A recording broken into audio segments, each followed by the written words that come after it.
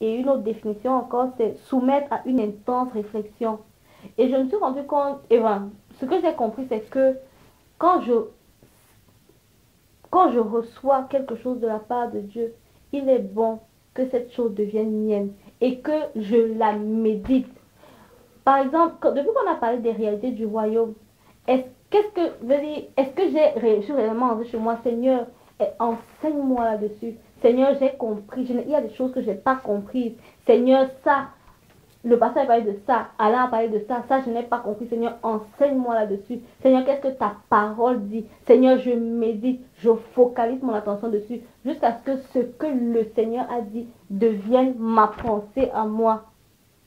Et donc le Seigneur m'enseignait vraiment, il me donnait de comprendre que pour chaque chose véritablement, il est bon que l'on focalise notre attention dessus, que l'on focalise vraiment notre attention. Sinon, on sera toujours aussi léger dans différents sujets. On sera toujours aussi léger. Chaque jour, on peut parler des réalités du royaume toute l'année et à la fin de l'année, j'en serai au même point. Je n'aurais pas avancé. Je n'aurais pas davantage manifesté le royaume. Et même quand on dit, on, quand on dit il faut qu'on manifeste, on manifeste le royaume, le royaume. Comment je vais manifester quelque chose que je ne connais pas?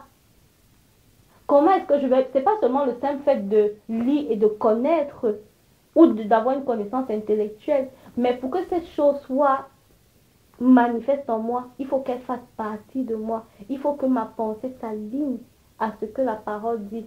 Et ça, il faut que je prenne personnellement le temps de méditer, de reméditer, de ruminer, de remâcher, de me focaliser, que mon attention soit focalisée là-dessus. Et ça, c'est quelque chose vraiment qui m'a...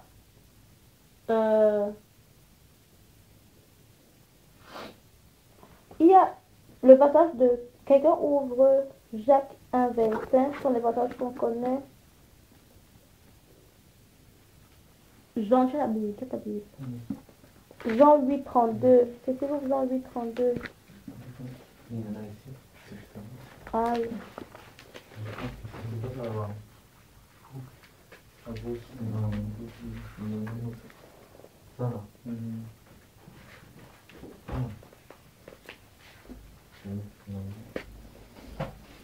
Jacques 1,25, Jean 8,32. Ariel ouvre Jean 13,17.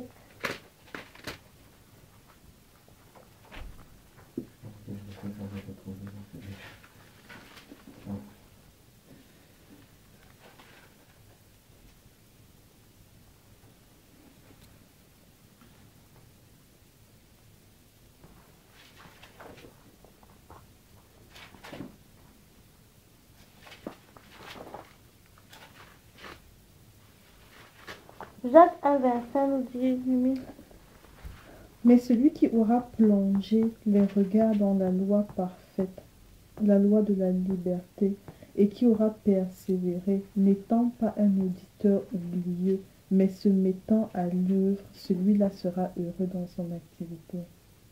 Amen. On dit celui qui aura plongé. Et j'essaie de réfléchir sur ce que veut dire plonger. C'est-à-dire plonger, c'est vraiment dedans quoi. C'est en plein dedans, c'est pas en passant, tu vois. Et très souvent, et je crois que j'en parlais avec Myriam la semaine dernière, on se rend compte que on est vraiment... La méditation le matin, c'est j'ouvre mon ordinateur, je lis la méditation Top Chrétien. Je sais pas trop, mais c'est vraiment... J'avoue que ces derniers temps, le Seigneur m'a repris, j'ai beaucoup de mal à méditer. C'est-à-dire, moi-même, personnellement, Seigneur, je prends ma Bible, je prends mon cahier, je prends mon bic, je m'assieds, tu vas m'enseigner. J'ai beaucoup de mal depuis un certain temps. Pour moi, c'est plus facile d'ouvrir mon ordinateur, de lire une méditation ou bien d'écouter un message, de lire un message ou de lire une méditation sur Internet et puis après je réfléchis là-dessus. Mais je ne crois pas que ce soit toujours à ça que le Seigneur nous appelle, quoi. Je crois que le Seigneur nous attend également, personnellement, à ses pieds. Seigneur, tu vas m'enseigner. Seigneur, il y a tel sujet, je n'ai pas compris, Seigneur, je veux recevoir de toi. Seigneur, tu vas m'enseigner. Et ce qui fait que, après, mon cœur s'est même un peu endurci. Parce que j'avais du mal maintenant à croire que, Seigneur, je ouvre ma Bible comme ça et puis tu m'enseignes. C'est-à-dire, le matin, je me disais, non, non, non, il faut que je lise. Vraiment, ça endurcit même. À la fin. Ça endurcit. Donc, Jacques 1 dit, celui qui aura plongé les regards dans la loi parfaite, qui aura persévéré, c'est ça non? Qui aura persévéré. Qui aura persévéré. Qui aura persévéré. Comment est-ce que je persévère, même dans la parole de Dieu? Comment est-ce que je persévère avec les choses que je reçois? Seigneur, je sais pas, le Seigneur me parle de la sanctification. Comment est-ce que j'ai persévéré? Seigneur, est-ce que j'ai compris la sanctification? Est-ce que c'est quelque chose qui est pleinement, je sais pas moi, en moi, pleinement ancré? Quand on parle de sanctification, c'est que le Seigneur m'a tellement enseigné dessus que c'est devenu, ça fait partie de moi. Est-ce que véritablement, et on apprend du quoi? N'étant pas un auditeur oublieux. N'étant pas un auditeur oublieux. Et moi, je pense que on apprend à ne pas être auditeur oublieux, en fait.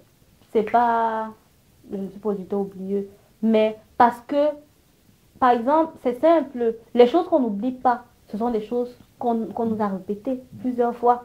Si je n'oublie pas ma comptabilité, c'est parce que c'est quelque chose que j'ai fait depuis, et je le refais.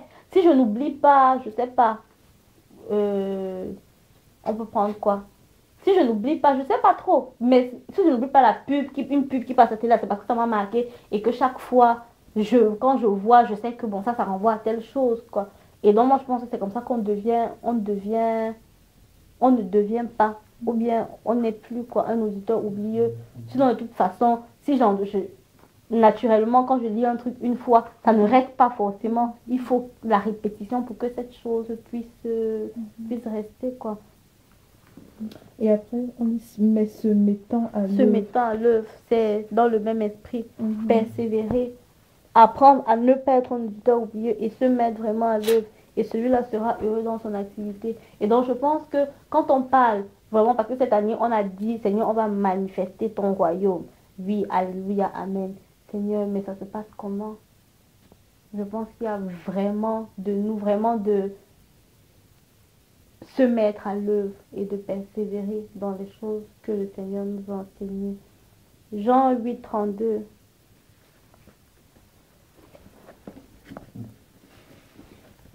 C'est ça que vous voyez, c'est ça? Jean 8, 32. Vous connaîtrez la vérité et la vérité vous affranchira. La Bible dit, vous connaîtrez la vérité et la vérité vous affranchira. Amen. Et la vérité véritablement nous affranchit. Et quand j'ai lu ce passage, ce que le Seigneur m'a enseigné encore dans le connaître, c'était vraiment connaître,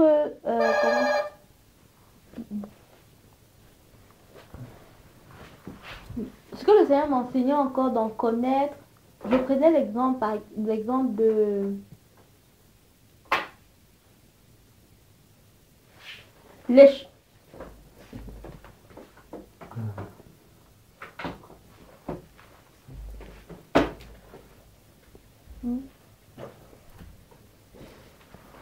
Donc je disais dans connaître ce que le Seigneur m'a enseigné encore, c'est comme je disais tout à l'heure, c'est pas en passant que je finis par connaître quelque chose, quoi. Si tu peux dire aujourd'hui que tu connais, je sais pas moi, faire la cuisine, c'est pas parce que tu t'es levé un matin, tu as essayé une fois et puis tu as appris à le faire. Et les choses que je connais, c'est parce que je les ai apprises. C'est parce que je me suis exercée, c'est parce que j'ai été là-dedans. C'est les choses que j'ai faites, que j'ai refait, que j'ai répété et que j'ai répété. Et c'est pourquoi je peux dire, ça, je connais. Et de la même façon, quand la Bible dit, vous connaîtrez la vérité. Connaître, c'est véritablement vous approprier cela. Et elle vous affranchira. Je peux connaître que le Seigneur m'a appelé à manifester le royaume. Le Seigneur m'a appelé, le Seigneur a des projets de bonheur pour moi et tout ça là. Mais jamais je n'expérimente ça parce que je ne connais pas. Je ne connais pas véritablement. Et donc,